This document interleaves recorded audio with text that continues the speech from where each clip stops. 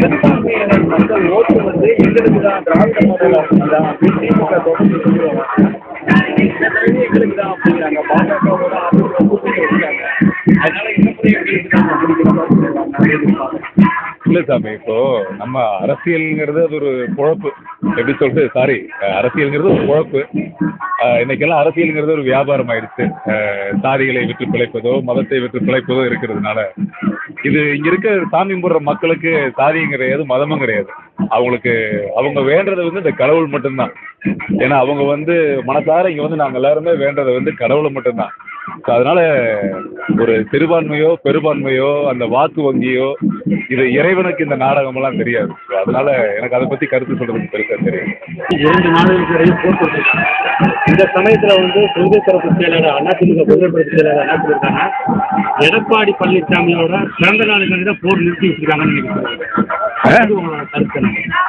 அப்படியா தெரியல எப்படி யார். இது யார் சொன்னது? வைகை செல்வன் வந்து இன்னைக்கு நாட்டுக்கு வந்து அப்பாவிகள் இருந்ததுனால 2 நாட்டுக்கு வந்து போர். Humble request. ஏன்னா ஊடகவியலாளர்கள் நீங்கள்லாம் நான் உண்மையாகவே மதிக்கிறேன். என்ன மதிக்கிறேன்னா, இந்த போர்க்காலங்களில் நிறைய யூடியூப் முகநூல் எல்லாம் பார்த்தீங்கன்னா பத்திரிகை ஊடகங்கள் எல்லாம் தப்பாக எழுதிட்டு இருந்தாங்க. நீங்கள் பார்த்துருப்பீங்க. இவங்கெல்லாம் ஊடகவியலாளர்கள் பொய்யா சொல்கிறாங்க அப்படின்னு.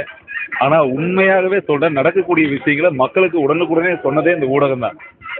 நமக்காக 24 மணி நேரம் அயராது பாடுபட்டு நம்ம ராணுவ வீரர்கள் வந்து கிட்டத்தட்ட எத்தனையோ ஆண்டுகளாக அங்கே இருக்கிறாங்க. எவ்வளவோ பேர் உயிர் பலி எடுத்திருக்காங்க. இன்னும் தீவிரவாத அச்சுறுத்தலுக்கு நடுவில் அரசாங்கம் நம்ம நாட்டை ஆண்டுட்டு இருக்குது. அப்படிங்கிறப்ப நாம் அனைவரும் நம்முடைய கவனம் எல்லாமே வந்து இந்தியா ஜெயிக்கணும், இந்தியா ஜெயிக்கணும், நம்ம பாரதம் நல்லா இருக்கணும். ஏன்னா நமக்காக கண்ணீர் சிந்துற நம்ம பாரதம் நல்லா இருக்கணும்ன்ற ஒரு முனைப்போடு இருக்கிற நேரங்களில் இதை மாதிரியான நீங்க சொல்ற மாதிரியான விஷயங்களோ இதை போன்ற அரசியல் பேச்சுக்களோ எனக்கு வந்து சிரிப்பு தான் வருது. எனக்கு இந்த மாதிரியான தெரியல சார், சொல்லவே தெரியல.